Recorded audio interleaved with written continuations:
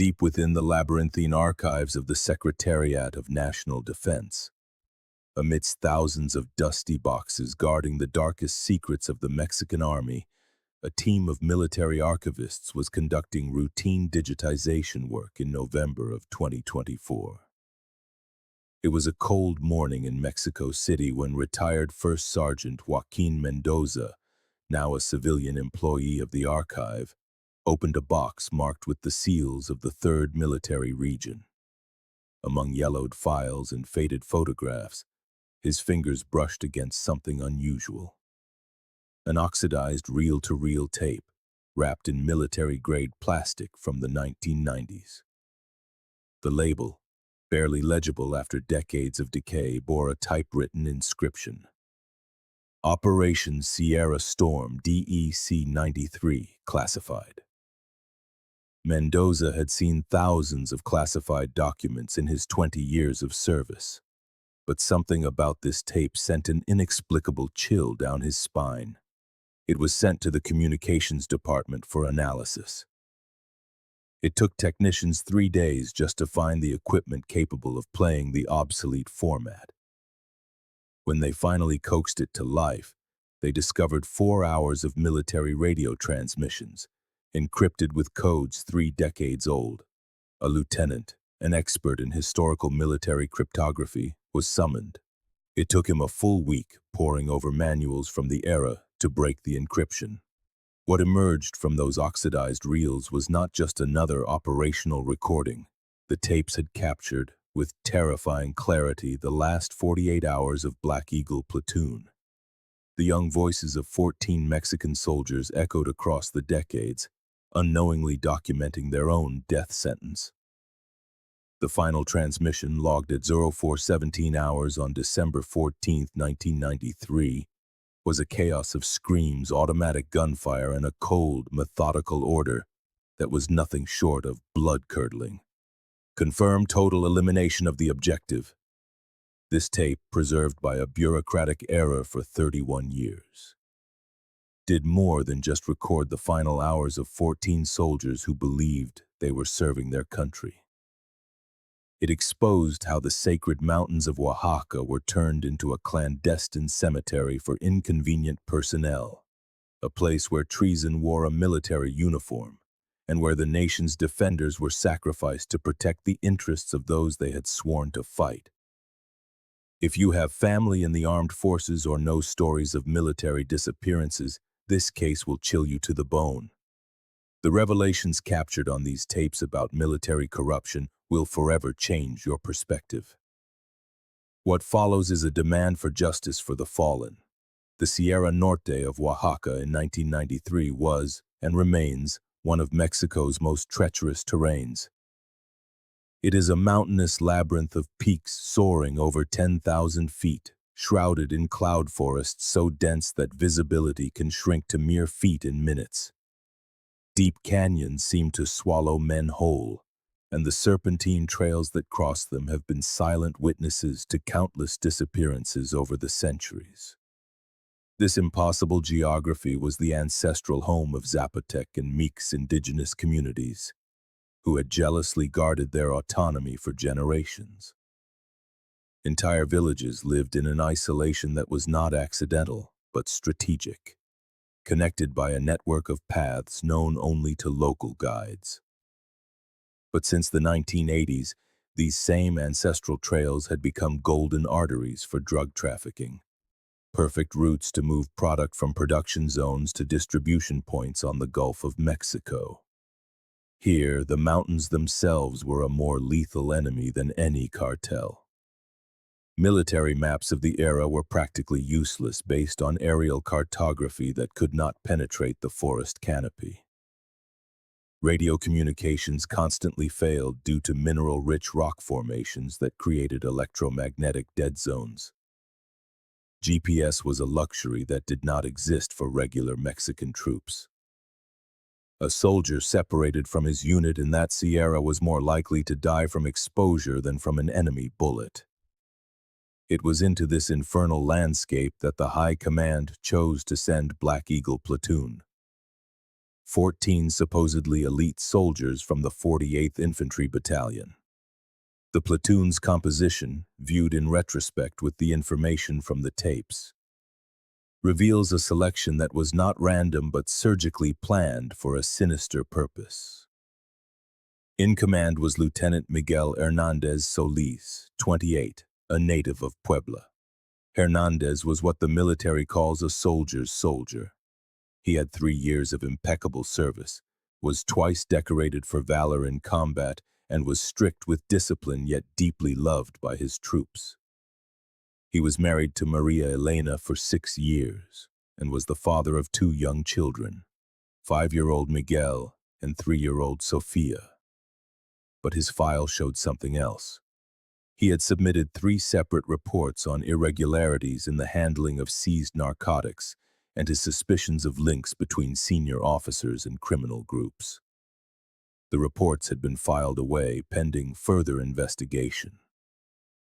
His second-in-command was Sergeant Raul Mendez Torres, 26, from the port of Veracruz. Mendez was considered the best radio operator in the entire military region, capable of maintaining communication in the most adverse conditions. His voice, with its distinct Veracruz accent, would dominate the recordings. A bachelor, he religiously sent 80% of his salary to his widowed mother. On the tapes, he is heard maintaining his professional calm until the very last moments. Corporal Jose Luis Ramirez, 24, from Michoacán, was the platoon's tracker.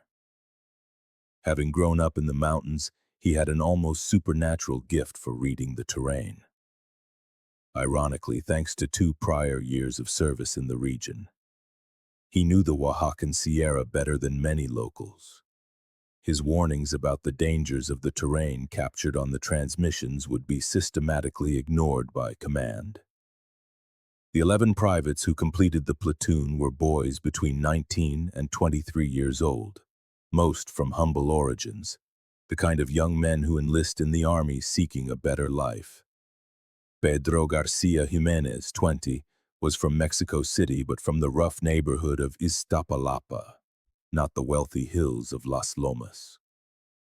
The brothers Juventino and Roberto Martinez, 21 and 19, came from the violent Tierra Caliente region of Guerrero, ironically fleeing violence only to find a worse form of it.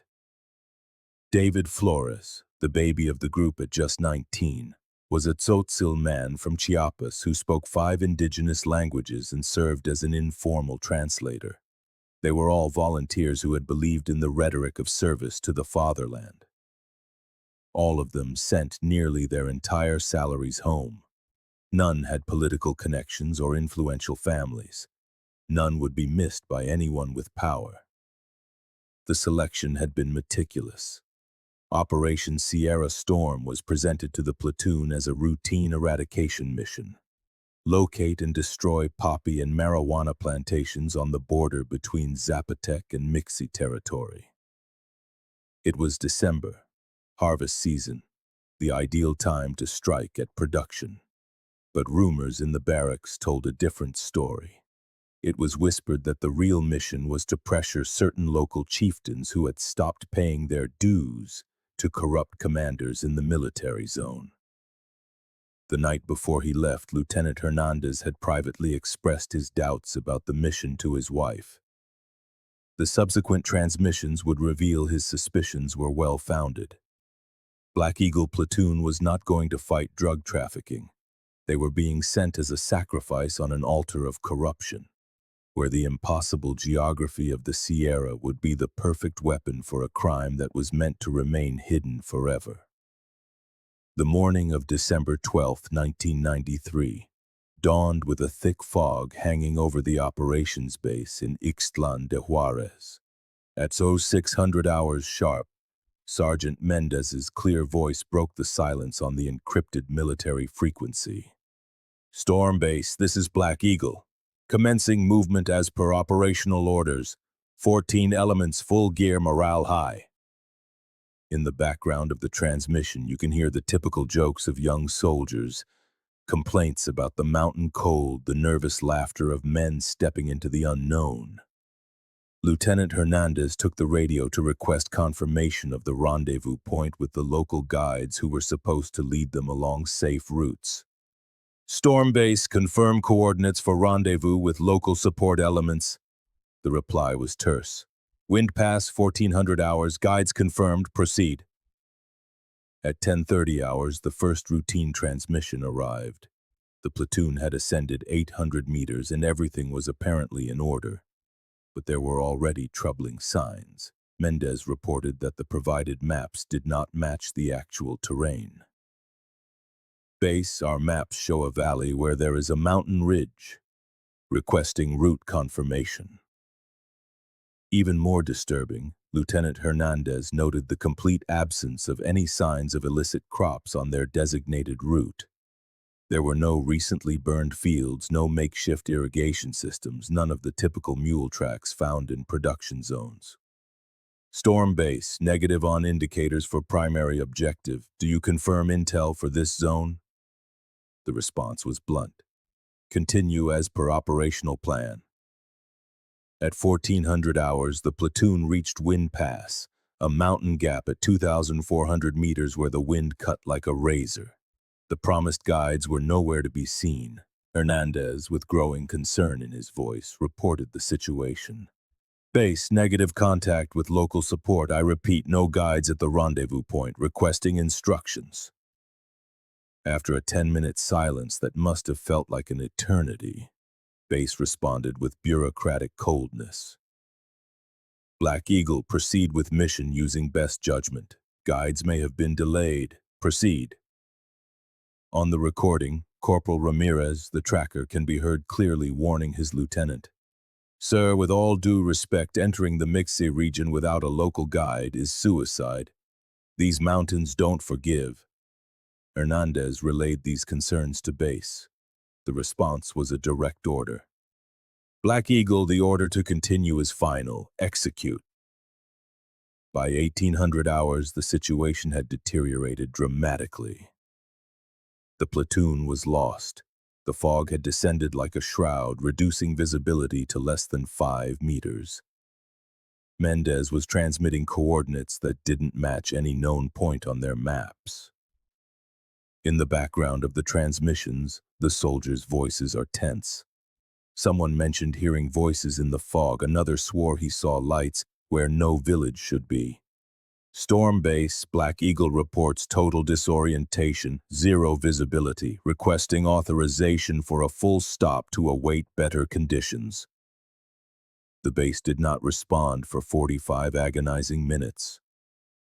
When they finally did, the order was predictable. Establish a defensive perimeter for the night. Maintain noise and light discipline. The early morning of December 13th brought the first clear indication that something was terribly wrong. At 0300 hours, an urgent transmission from the sentry on duty alerted the entire platoon. Multiple movements on the perimeter. I repeat, multiple contacts surrounding our position. The figures did not respond to standard military passwords. They did not identify themselves. They just moved in the darkness, closing the circle. Hernandez took the radio himself. Storm base, we have a situation. Multiple unidentified elements surrounding our position. They are not responding to military protocol, requesting authorization for immediate tactical withdrawal. The reply from base was as shocking as it was revealing. Negative, Black Eagle. Those elements are friendly. I repeat, they are friendly. Hold your position and do not initiate hostilities. Hernandez's voice betrayed his disbelief. Base, these men are armed and wearing ski masks. They have no military insignia. I insist on authorization to withdraw. The silence that followed lasted 5 full minutes. The tension on the transmission is palpable. At 05:45 hours, the cat and mouse game ended. An unknown voice broke into the supposedly secure military frequency. The accent was from northern Mexico, the diction cold and professional. Lieutenant Hernandez, good morning. We know there are 14 of you. We know your names. Miguel, your wife Maria Elena is waiting for you in Puebla with your 2 children. The girl's name is Sofia, isn't it? The shock of hearing such personal details from the enemy was devastating. That information could only have come from their own military files. The voice continued with a chilling inventory, full names, hometowns, family members. The message was clear. They had been sold out by their own command. Hernandez, his voice tense but controlled, tried to negotiate. "Identify yourselves. We are elements of the Mexican army on an official mission." The response was a hollow laugh. "We know that perfectly well, Lieutenant. That's why you're here. You have two options: surrender now and die quickly, or resist and die slowly. Your bosses have already been paid. You are the price." At 0800 hours, Mendez transmitted a coded tactical report that painted a desperate picture. They were surrounded by approximately 60 men with superior weaponry, occupying positions that revealed professional military training. These were not common thugs. They were either ex-military or active-duty soldiers, operating without uniforms. It was then that Lieutenant Hernandez made the decision that would turn his death into a historic act of resistance. If they were going to die, it would not be in silence. For the next 2 hours, as the circle tightened, Hernandez dictated to Mendez a detailed testimony of the corruption he had uncovered in his years of service. The names flowed like a river of betrayal. Colonel Juventino Robles Mendez, commander of the 12th Regiment, receives 500,000 pesos monthly from the Guzman Heredia family for route protection. Major Perez Soto provides patrol itineraries 48 hours in advance, in exchange for 100,000 pesos per event. Captain Ernesto Villarreal ordered the execution of Sergeant Mora in March of '92 for refusing to participate in the diversion of a seizure. The list went on, meticulous, specific, impossible to ignore. Hernandez knew he was not only signing his own death warrant, but ensuring his death would be especially brutal. But he also knew that the transmissions were being automatically recorded in some communications bunker.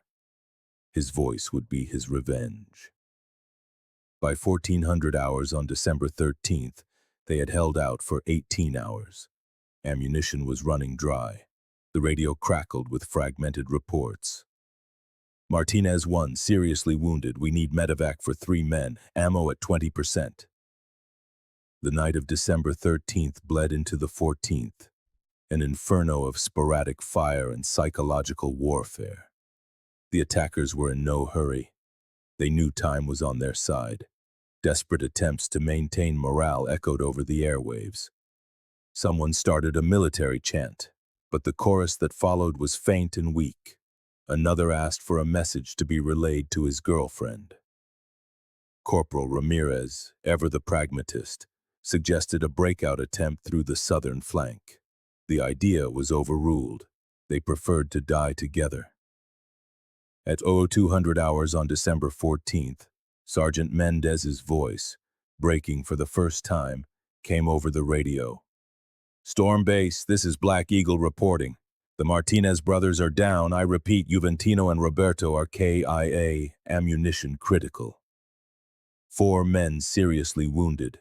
Request you inform their families they died with honor." Lieutenant Hernandez took the radio for the last time at 0400 hours. His message was both personal and professional. "Maria Elena, if you ever hear this, tell the children their father loved them until the very end. Storm Base, Black Eagle Platoon has fulfilled its duty. What we have not fulfilled is your betrayal. May God forgive you, because history will not." The final transmission, logged at 0417 hours, is a blood-chilling audio document. It begins with a massive burst of automatic fire. There are screams, fragmented orders, the unmistakable sound of a final assault. The voice of Mendez, half scream, half plea, is cut off mid-word.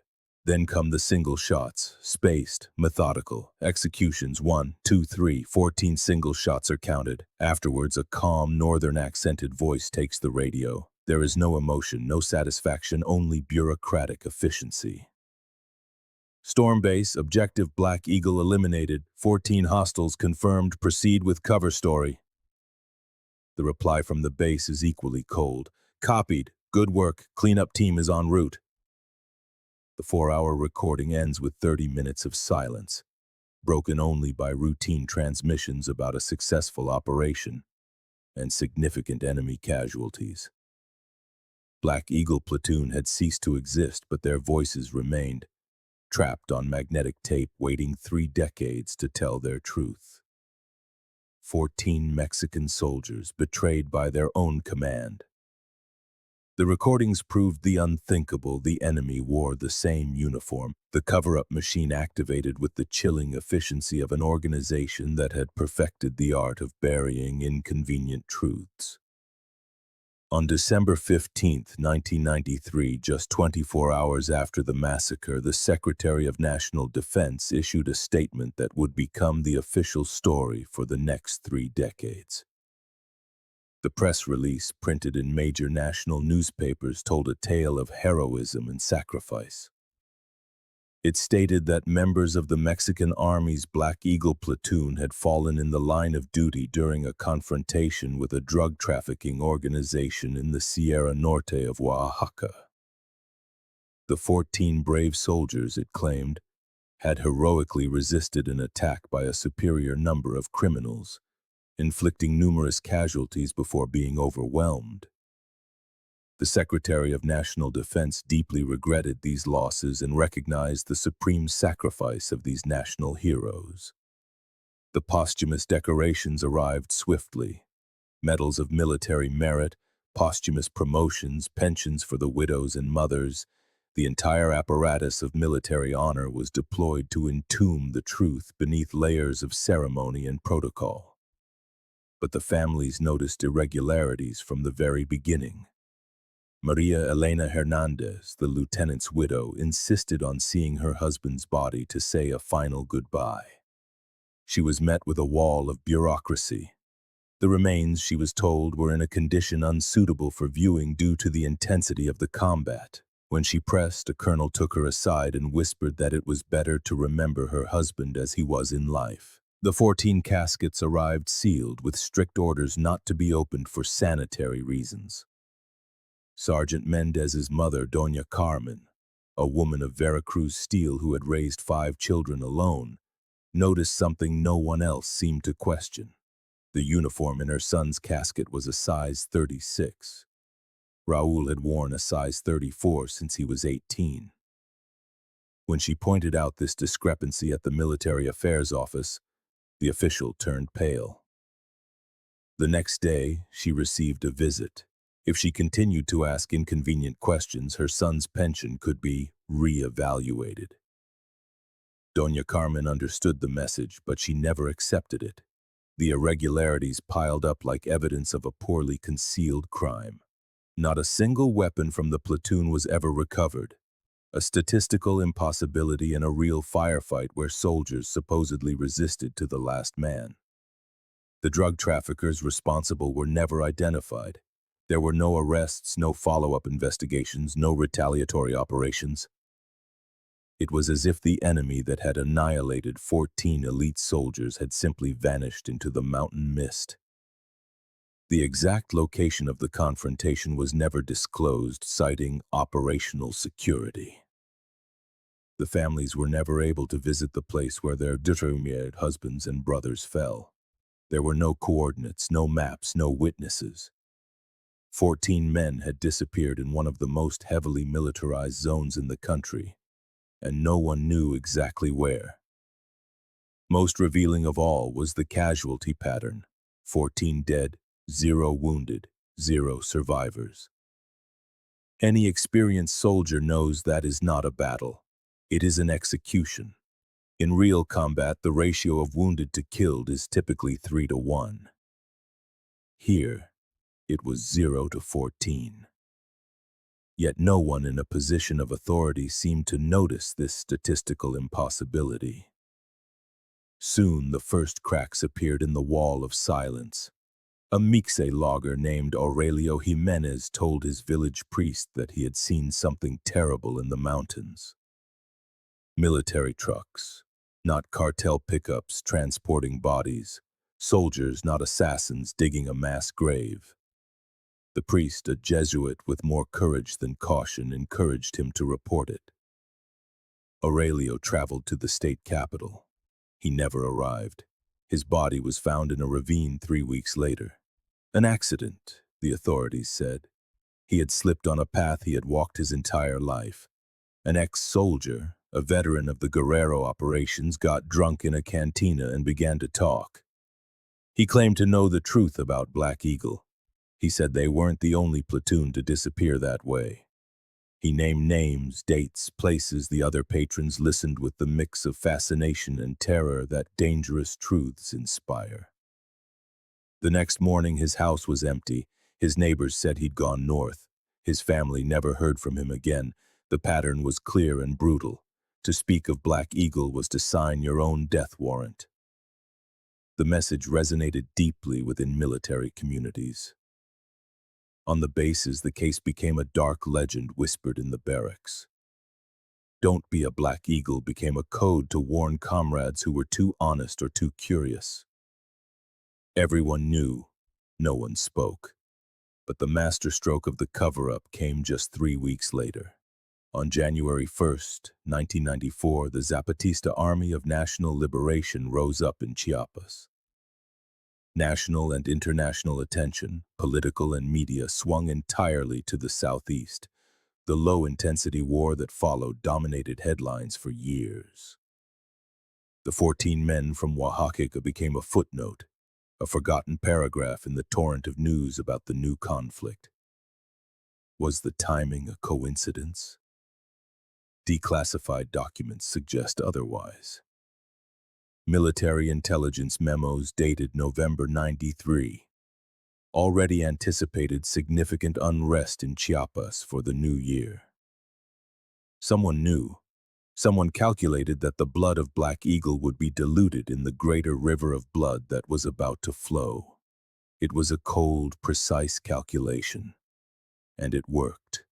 The widows, mothers, and orphans of Black Eagle found themselves fighting for memory and justice in the middle of a war that was not their own. Their petitions were lost in the noise, their marches were overshadowed. Their 14 dead could not compete with the hundreds falling in Chiapas. A perfect cover-up doesn't need to be flawless. It just needs to last long enough for forgetting to do the rest. While Mexico convulsed with the Zapatista uprising, economic crises, and political shifts, the families of the Black Eagle Platoon began a solitary struggle that would consume 3 decades of their lives. Without resources, media support, or political power, they had only their grief and their determination to find the truth. Maria Elena Hernandez became the group's informal leader. The lieutenant's widow had inherited not only his name, but his resolve. She transformed her home in Puebla into an operations center for the families. Every Sunday after Mass, they would gather in her living room. Doña Carmen would come from Veracruz on a third-class bus. The mother of the Martinez brothers would travel down from the mountains of Guerrero. David Flores's fiancée journeyed from San Cristobal. They began by collecting inconsistencies with the meticulousness of amateur detectives. Maria Elena kept a notebook where she recorded every detail. Dates that didn't add up, contradictory testimonies, documents with suspicious stamps. They discovered that the supposed ballistics reports from the firefight were dated before the operation even began. That photographs of the battlefield showed tropical vegetation, not the cold mountainside. That the death certificates were all signed by the same doctor, supposedly at 1400 hours exactly, as if 14 men had died in perfect synchrony. In 2000, the ruling PRI party lost the presidency for the first time in 70 years. The families saw a window of hope. The new government promised transparency, justice, and a review of past crimes. A special prosecutor's office for past social and political movements was created. The Black Eagle case was one of the first files requested. The hope lasted exactly 6 months. The Special Commission, after an exhaustive investigation, concluded there was no evidence of irregularities in the platoon's death.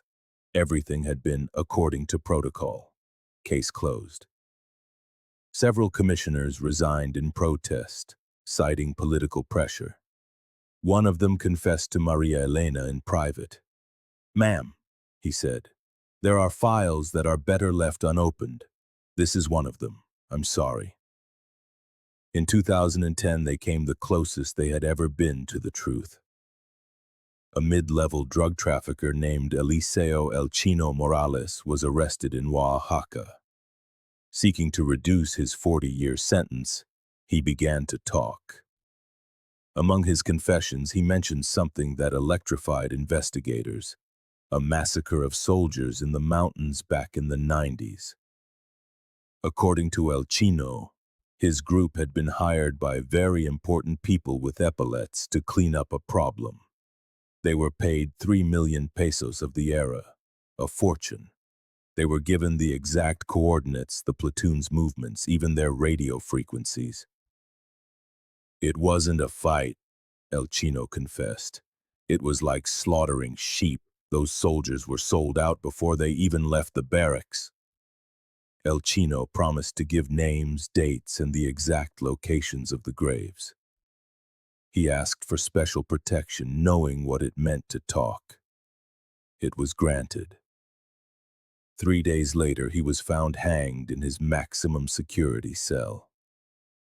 The cameras had, by chance, malfunctioned that night. The guards were, by chance, in the middle of a shift change. "Suicide," the coroner ruled. Case closed. Again. The families grew old chasing ghosts. The children of the fallen grew up with absence as their middle name. Lieutenant Hernandez's son, Miguel, enlisted in the army against his mother's pleas. "I'm going to find the truth from the inside," he promised. A week after graduating from the military academy, a colonel called him into his office. The conversation was brief. "I know who your father was, a good man. Don't make his mistake of asking too many questions. Understood?" Miguel understood, but he did not give up. Sofia Hernandez, the daughter who was 3 when her father was killed, became a human rights lawyer. She filed injunctions, lawsuits, and transparency requests, each one rejected with the same justification: national security.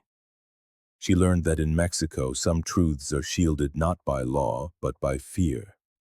By 2020, several of the mothers had died without knowing the truth. Doña Carmen, Sergeant Mendez's mother, passed away in 2010 at the age of 84. Her last words were for her absent son: "I'm coming, Raúl, I won't be long." Maria Elena Hernandez, consumed by 3 decades of struggle, developed a cancer that doctors diplomatically attributed to chronic stress. She died in 2022, leaving her children a box filled with 30 years of documents and a single plea: don't let them be forgotten.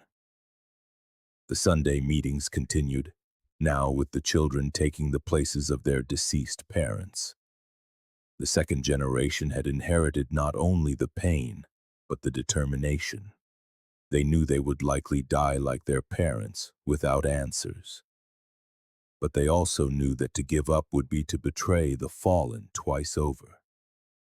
No one expected the truth to arrive in the most unexpected way: a bureaucratic error, a forgotten tape, a curious archivist on a cold November morning. 31 years later, the dead would finally speak.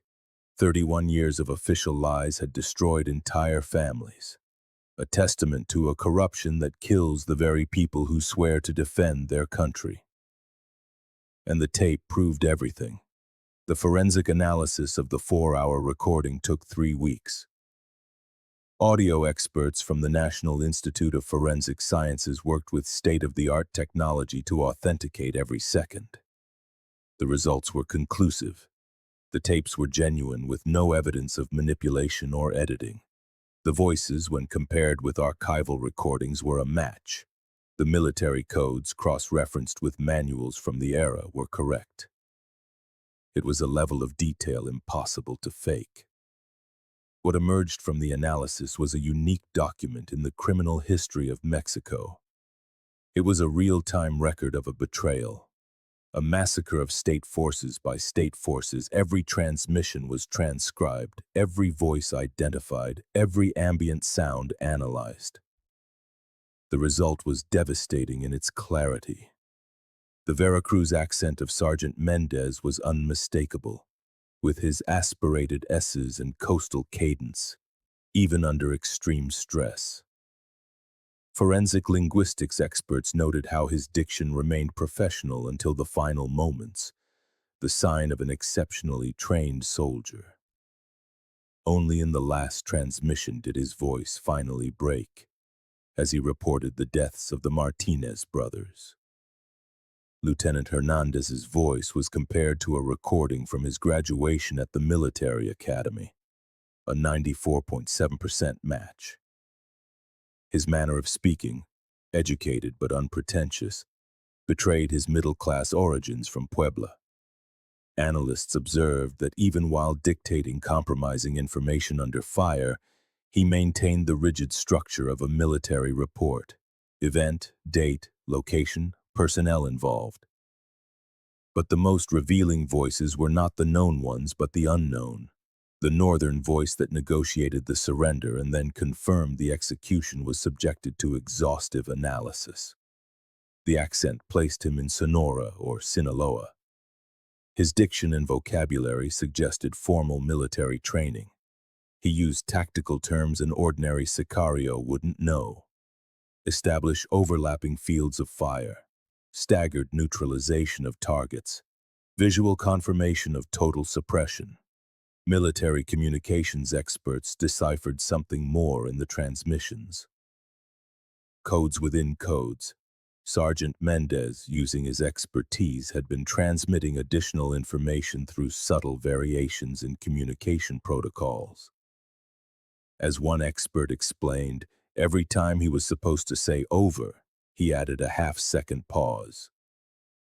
It's basic military Morse code. He was spelling out T-E-R-A-I-T-O-R. The specific revelations made by Lieutenant Hernandez under fire were cross-referenced with historical records where possible. Colonel Juventino Robles Mendez had indeed commanded the 12th Regiment at that time. He took a surprise retirement in 1995 with a full pension, dying of a convenient heart attack in 2003. His service record is strangely incomplete, with entire years missing. The amounts mentioned, 500,000 pesos a month in 1993, would be equivalent to nearly 3 million pesos today. A fortune that would explain how mid-ranking officers could retire with ranches and fleets of luxury vehicles. The Guzman Heredia family, named as the source of the bribes, did, and still does, control vast territories in the Sierra Norte of Oaxaca. The analysis of the ambient audio was equally revealing. Experts identified the specific models of weapons used by the sound of their discharge.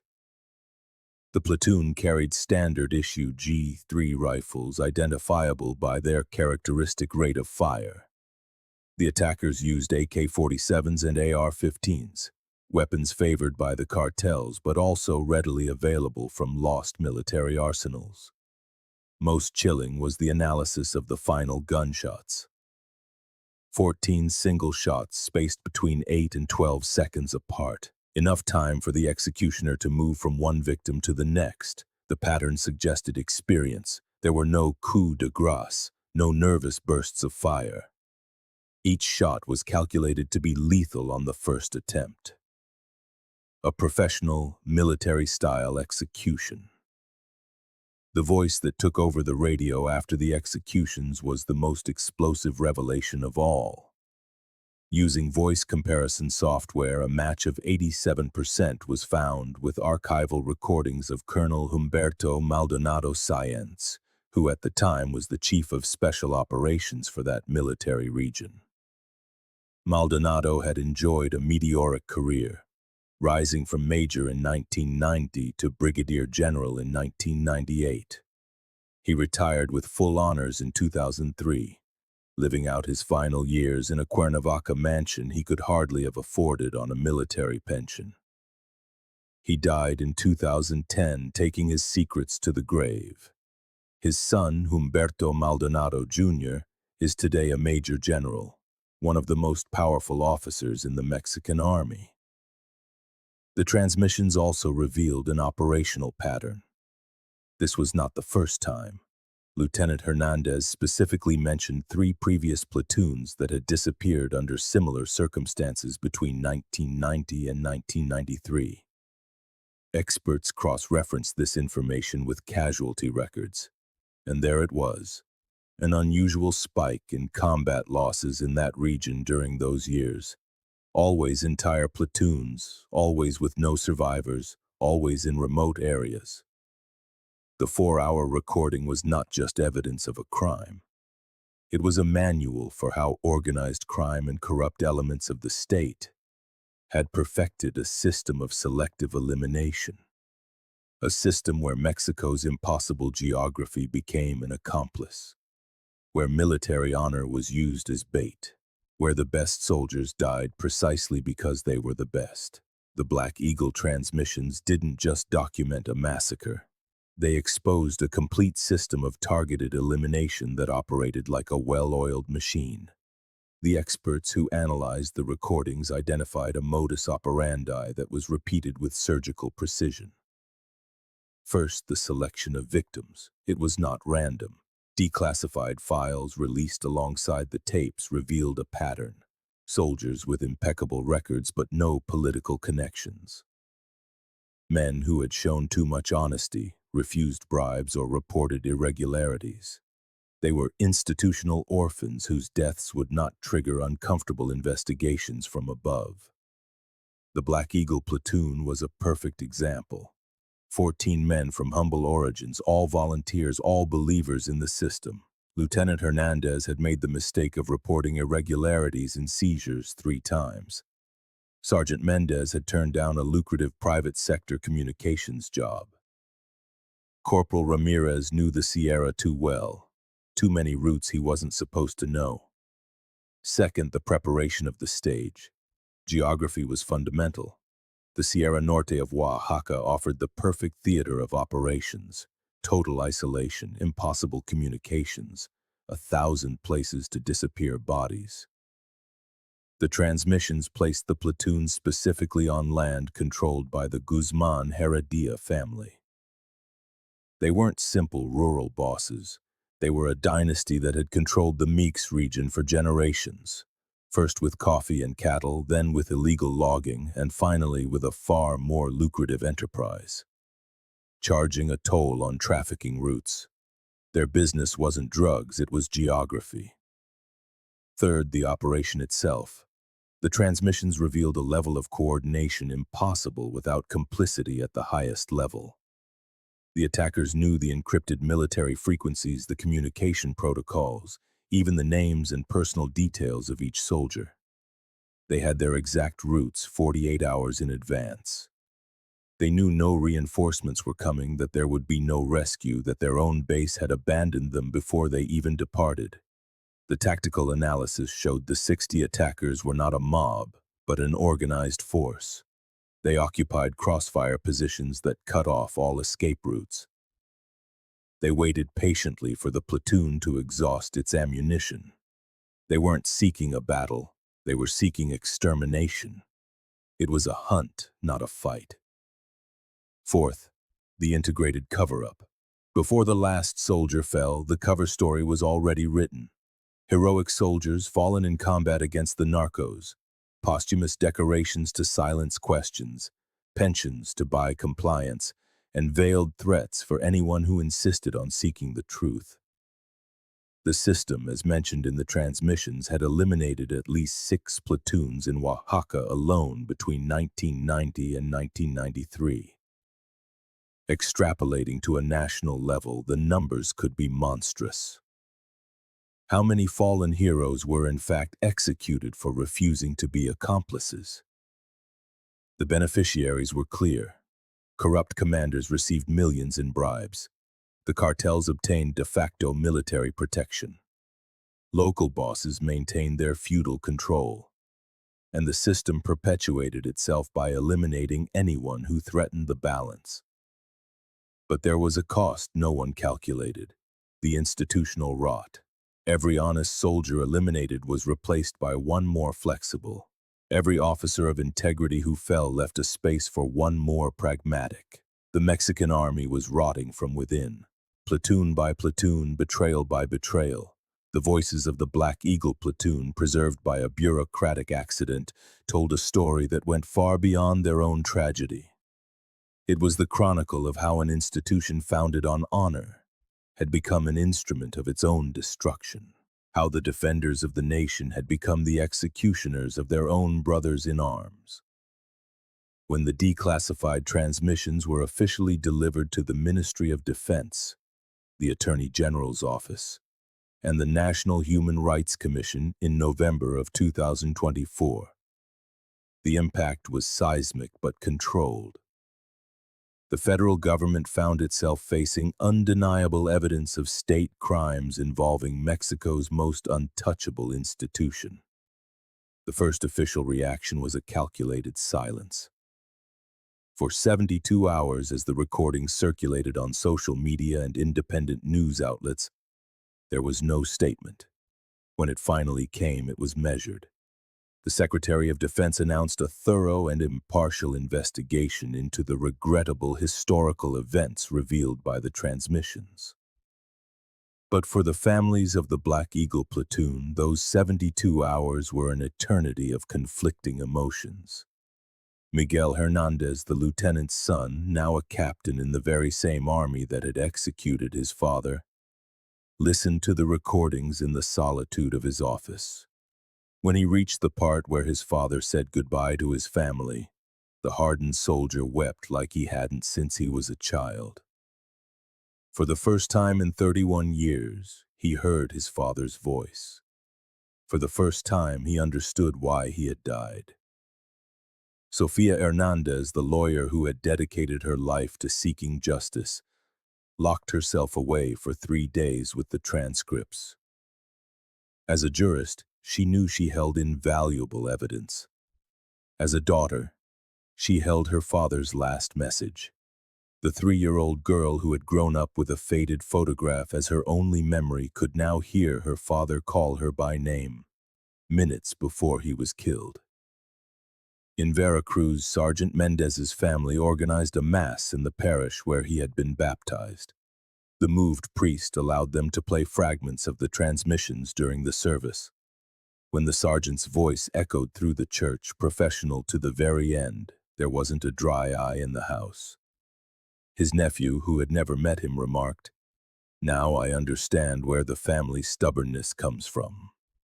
The government offered the predictable official apologies, a ceremony of redress, new posthumous decorations, a memorial in the mountains of Oaxaca.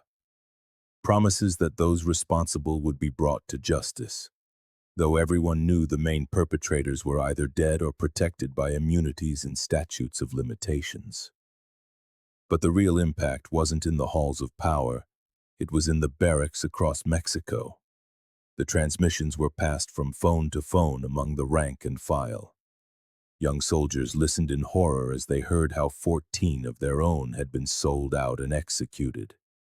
Lieutenant Hernandez's line, "We fulfilled our duty, not their betrayal," became a silent rallying cry.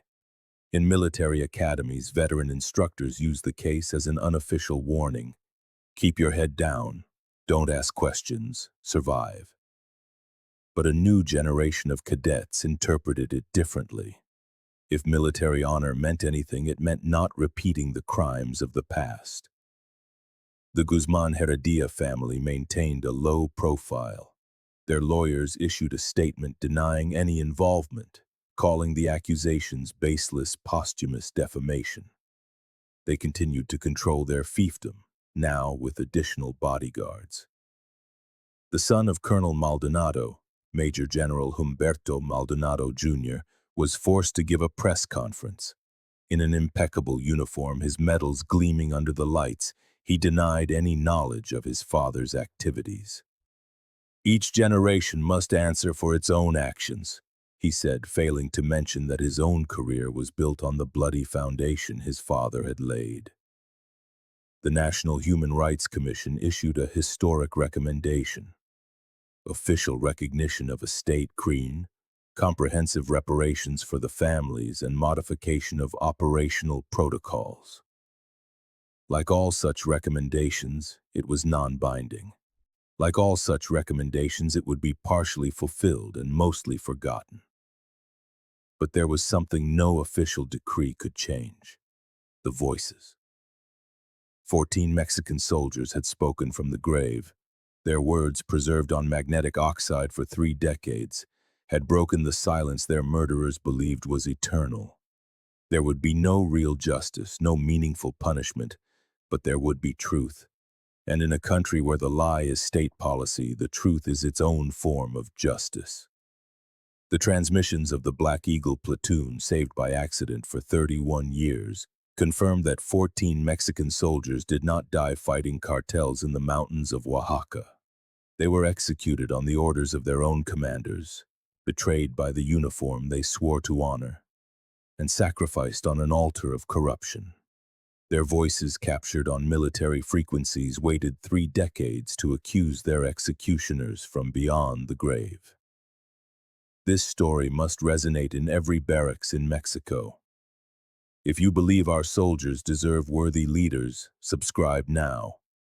In the next video, we will reveal another case of institutional betrayal. Activate all notifications. Comment to honor the soldiers who fell to corruption. Share with the hashtag #NoMoreMilitaryBetrayal, because those who wear the nation's uniform deserve to die with honor, not by betrayal. We'll see you on Friday. And remember, the truth has no rank, and it does not expire.